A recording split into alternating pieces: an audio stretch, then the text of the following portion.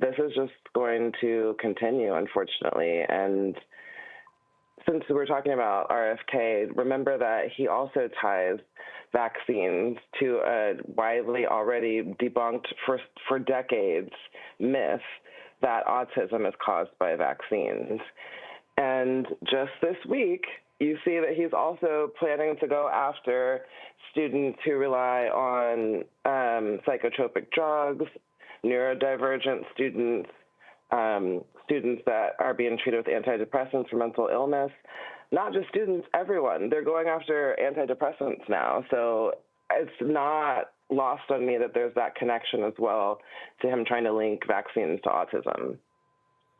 Yeah, and so I mean, and again, this is just where we are. And for the longest, it was initially about it was autism, but now it's now extending to a host of things. And again, we just need to be prepared for it. So if you're a parent, if you're out, what do you do? If you're getting your child vaccinated, what do you do? Because you don't necessarily know they are sitting in a classroom with a kid who's not vaccinated. Well, let me say something about this is the wonder of vaccines. They protect the herd. They protect the vulnerable. That's supposed to be their function. And we talked about herd immunity a lot when the pandemic first started. And the whole point of it is to keep a certain percentage of the population vaccinated so that they protect everyone who's maybe not or maybe can't be, right? But like you said, with these rates of exemptions getting up to 18% in some counties, that skews that balance.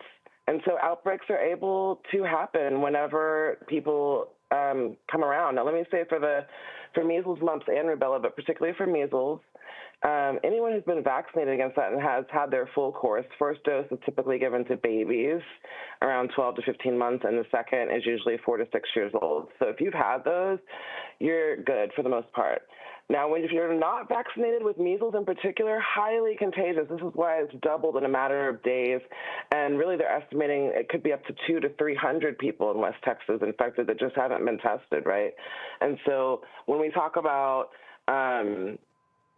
that contagious factor, it's super high with measles. If you're not vaccinated, there's a 90% chance that you're going to get it if you are in a room with someone who has it. Wow. And if someone sneezes with measles in a room and you enter that room 2 hours later, you could still get it if you're unvaccinated. It's highly contagious.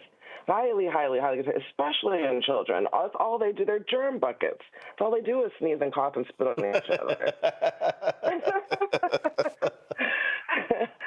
So that's the danger. But for those who have been vaccinated, that's the point of doing it, so your child is protected. But I will note that in this particular case, this is in Texas in particular, it's a very, I wouldn't say contained. I mean, obviously it's still growing, but this started in a small Mennonite community that's in a rural area, and it's spread to some other rural areas. It's in New Mexico now.